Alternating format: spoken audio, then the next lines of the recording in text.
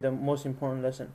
So we said if we went to Walmart as a customer, if on the flyer it said it was $5, on the countertop it said it was $5, or on the display, and on the computer it said it was $5. But if they charged you $8 for this thing, you would say, hell no, I'm not a fool. I'm not gonna pay for this.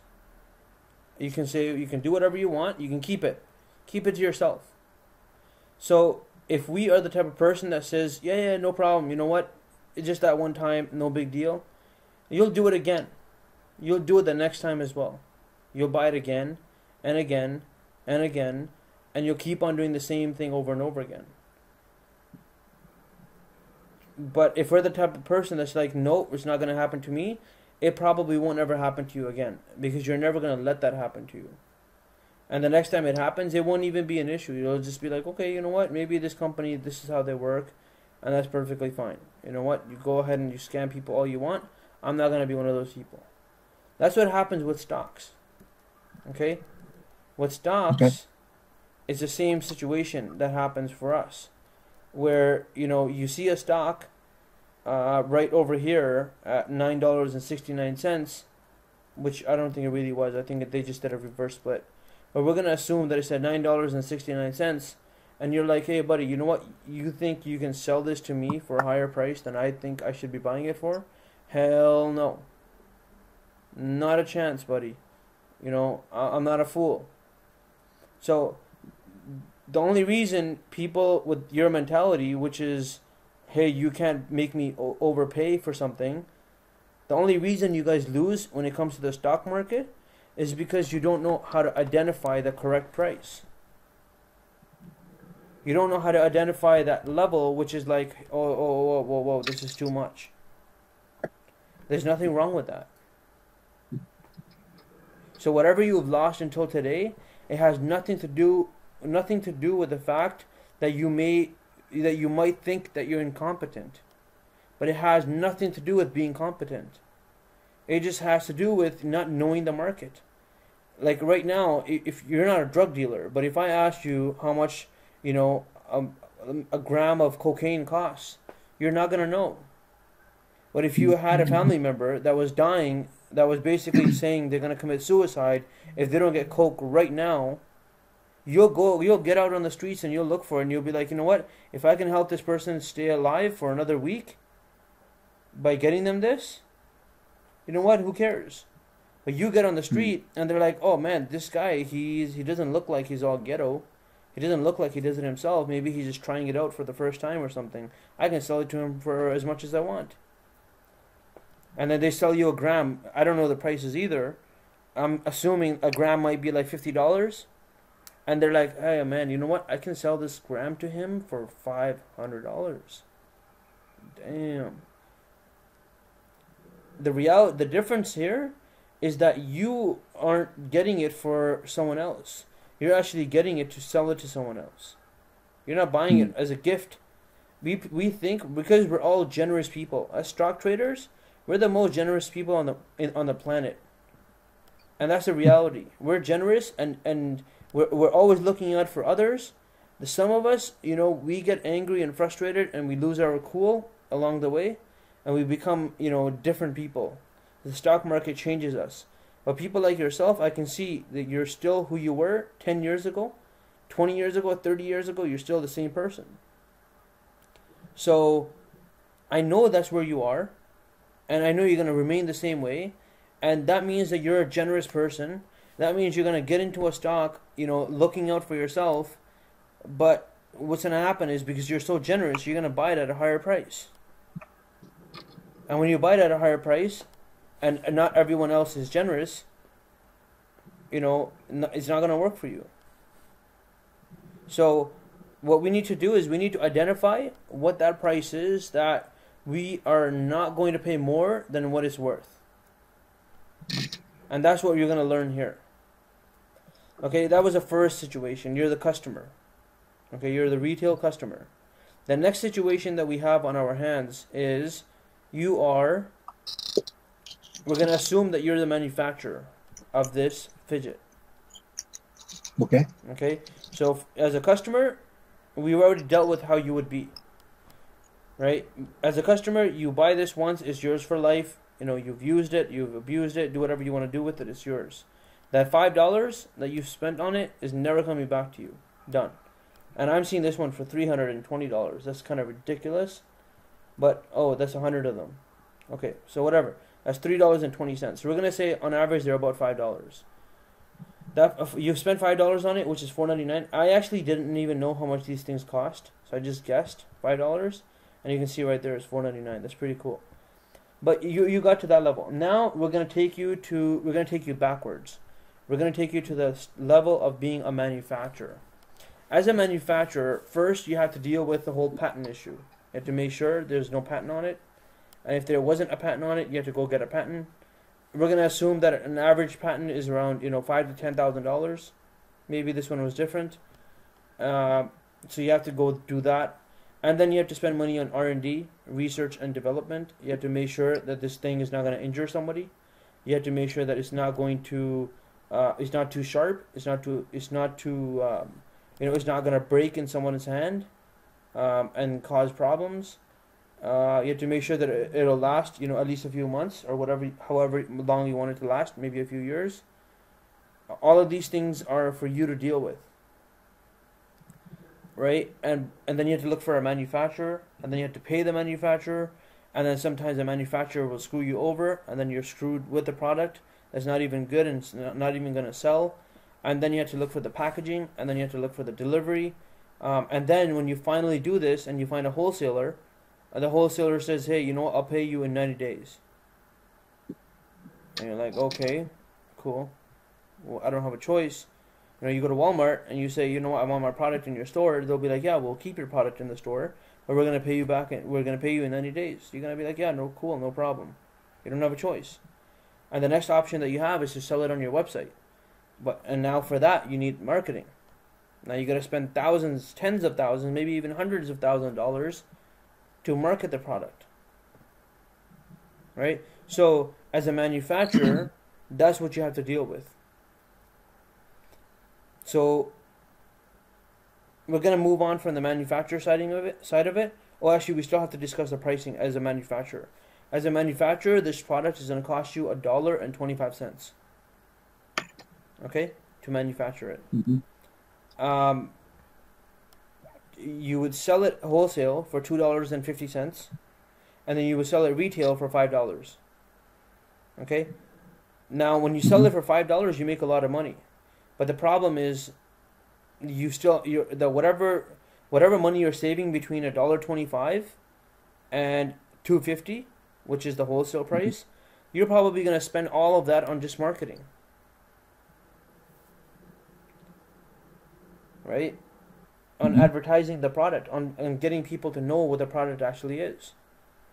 So you're still buying it for $2 to $2.50. That's basically your manufacturing cost, and then you're selling it for $2.50. You're selling it for $5. So you're making around $2 to $2.50. Amazing, 100% profit every time you sell one. That's beautiful. But now we're gonna get out of that situation, and we're gonna put you into the Walmart situation. So you're a Walmart, and you're just a store that's just there, huge property. You don't even own the property. You just have it on rent, and basically, your rent is whatever it is. But even the rent at the end of the year, that also is a write-off for you. So your rent is basically free as well. But we're gonna assume that for the time being, that the 2 square foot that you're gonna need for this display to sit there, for this frigid, is going to cost you like $20 for the month, which is like 80 cents for the day. Okay? Which is, 66 cents for the day. Right? And then to put the display there, you probably had to pay somebody like 1 hour of labor to get it from the back room, and to put it there is like a one-time fee of, let's just say, $9. Let's just say it costs you $10, right? Okay. So, $10 you paid to get the product there at one time, and it's already there, right? Now, you don't really have to market anything. You have to market your store, to remind people that Walmart still exists. You have to keep on marketing the store. That's beautiful. No problem. You're doing that for hundreds of products, thousands of products that you're selling. You're doing that anyways, so who cares? If you want to factor in the price for that, yeah, no problem. I think it was probably like $1 a month or something. Okay? And then the Mm-hmm. next thing that you have to do is you have to pay for the person, for the cashier, who's going to scan the product with a barcode for about half a second. So we're going to say that half a second is like 10 cents maybe. Okay? So you paid about 66 cents per day for in the rent to cover the lot that you're at, and then you paid like 10 cents for the person to swipe it, and then you paid a one-time fee of $10 for the person to put the product there, and whatever it costs you, like maybe another 10 cents to actually advertise for Walmart, which will probably bring more customers, which will end up buying that fidget from you. So you basically made one fidget a day will cover the cost of 2 days of expenses, or maybe even more. But we're gonna say 2 days. So that means that if you're selling like 1,000 of them a day, right? You're making more money than the person that actually manufactured it, because there's no way that that person is selling 1,000 a day. You're Walmart. Everybody goes to Mm-hmm. Walmart. Even the people that don't like Walmart go to Walmart. Okay? So technically you're making more profit. You're making 50% profit. I mean, sorry, 100% profit on the toy, but you really didn't do anything for the toy. Like, you didn't have to manufacture it. You didn't have to do all of the nonsense that that the manufacturer had to deal with when they were making it. So I gave you 3 scenarios. Which scenario would you like to be? Well, retail You would is where be I'd like to be. you would like to be Walmart, or just a customer? Well, I mean, I would like to be the customer, but I'd also like to be Walmart making that kind of money. Well, in this, we came to the stock market to make money, right? That's right. So, relating it to money, which one of these 3 would you like to be? Walmart. Why not the manufacturer? You don't like to go through the headache? Well, no, not really. Okay, because you're probably making the same profit anyways, right? Well, I'd have a whole lot less headaches to worry about. I don't have to uh, go through the patenting process. I don't have to do a lot of things. So the CEO of Walmart is probably playing golf, at noon every day, while the manufacturer is probably working hard at getting the product noticed. Correct. Okay, that's beautiful. Now that we understand these things, we need to get over to the chart and say, okay, where is what? Okay, and this is where I come in. This is my job to teach you. My job is to Okay. teach you what the wholesale price is and what the retail price is and what the manufacturing price is. And our job, if I, let's just say I was Walmart, right? And I sold a product from $2.50 to $5. And the person that bought it off of me went and sold that same product for $500. Right? Hmm. Should I care?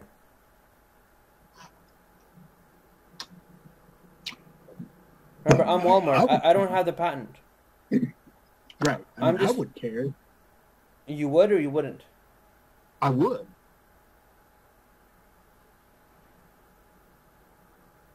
Why would you care though?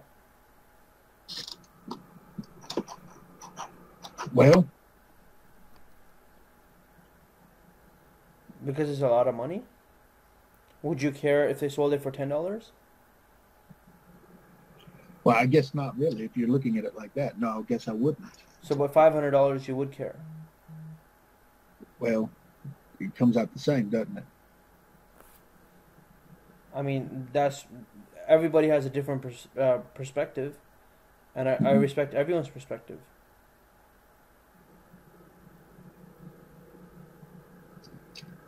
I mean, as long as Walmart's making the money, why do they care what happens to that product, right? That's what I was thinking. Yeah. Because the reality is, the chances of selling that fidget for $500 is probably 1 in a million, maybe 1 in a billion. I mean, I don't know, Jay-Z, or Tom Brady or Elton John or Obama or Trump. Somebody must have kissed it or something for it to sell for that much. Right? And this person must have proof that it actually happened. Correct. Otherwise, nobody's going to buy it. So the reality is that we shouldn't care what happens after the fact, right? After it leaves the store, it's none of our business what that person does with it.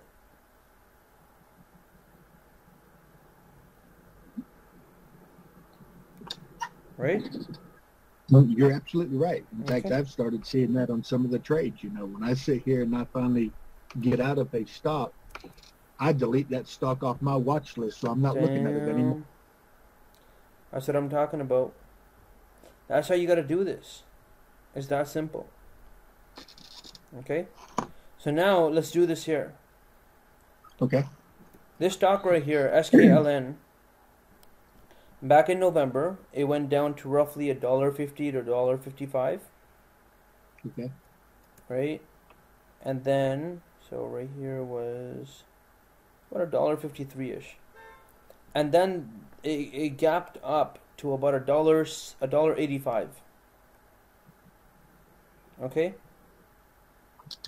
And then the first level of resistance, major resistance that the stock had, if I'm looking at it right here, like that, the first level of major resistance we had was down here, down here, down here, down here.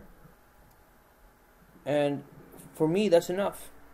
Like, what more evidence do I need that this level is a resistance level? If I need more evidence, and if I'm that stubborn,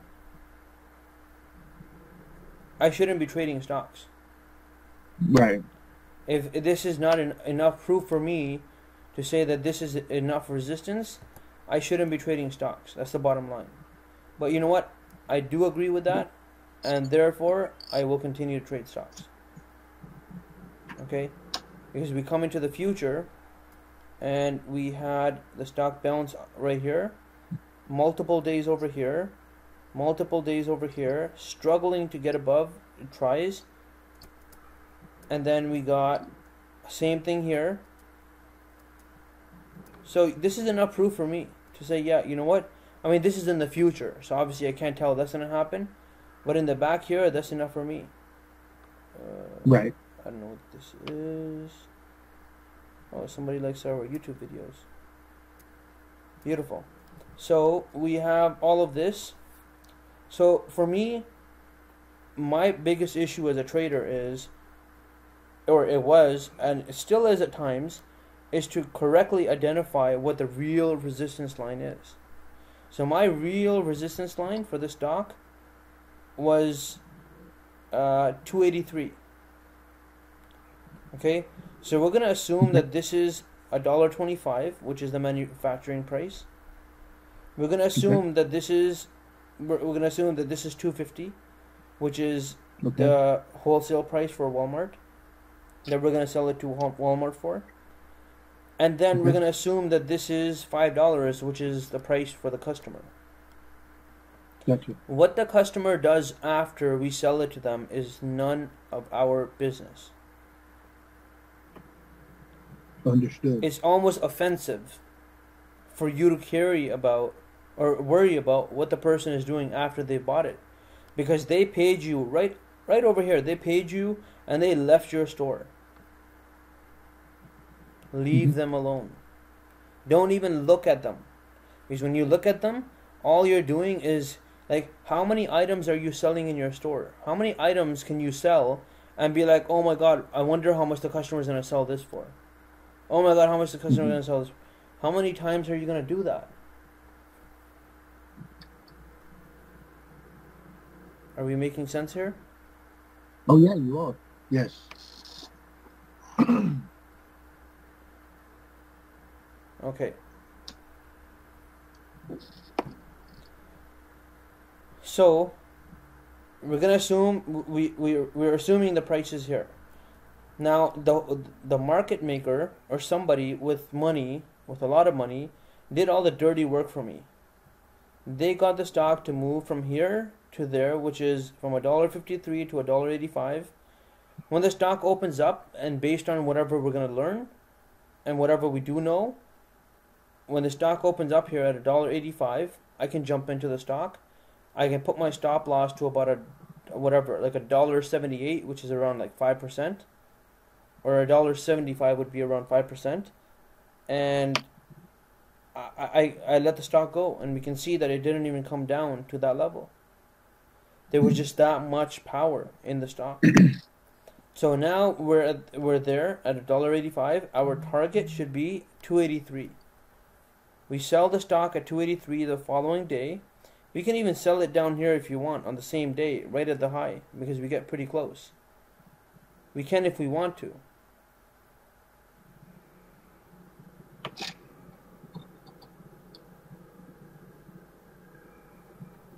It's really our choice, right?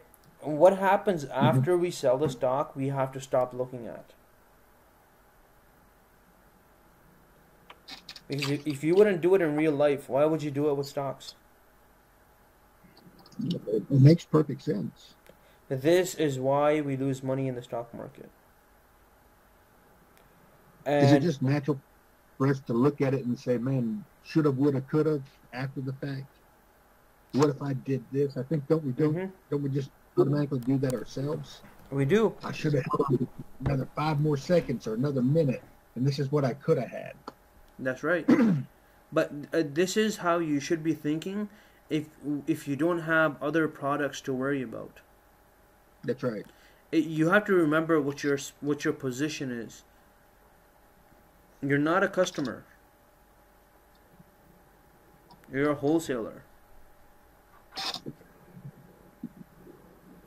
Wow. Until you learn this, you have not learned anything about stocks. Because people can, you can sign up for this course and you can sign up for that course. You can listen to this person on YouTube, that person on YouTube. Nothing's going to happen.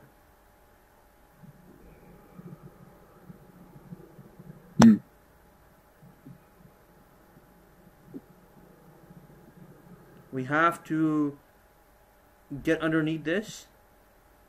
We have to get used to working like this. Once we get used to this, is when we'll see results.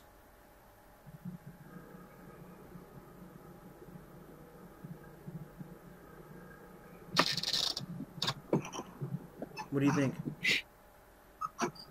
I'm just amazed. I'm just in awe of what you just said.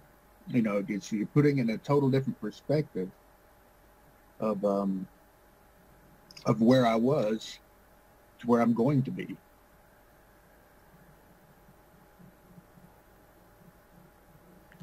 And you got this. Because if you were incapable of doing this discussion would not have moved forward to where it is now.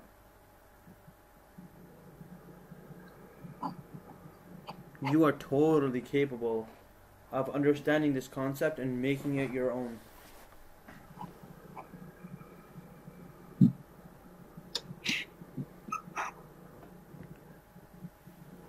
Okay, sir.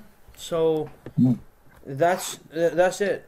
I don't want to burden you with anything that you don't, anything more than just this.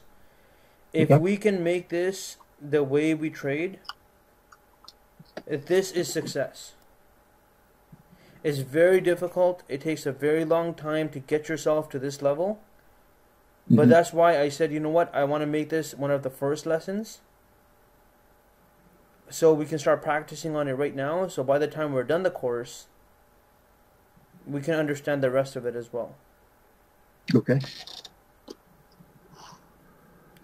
There are ways where you will have to worry about what happens after. You will. There are times where that will happen. We're not going to worry about it right now. Okay. And when we get there, I'll explain it to you totally, top to bottom. For now, we're not going to worry about it. My goal every day is to go from here to here, and I will worry about this at some point in my life, just not right now. Okay. Okay, sir? Perfect. So we'll end this off here.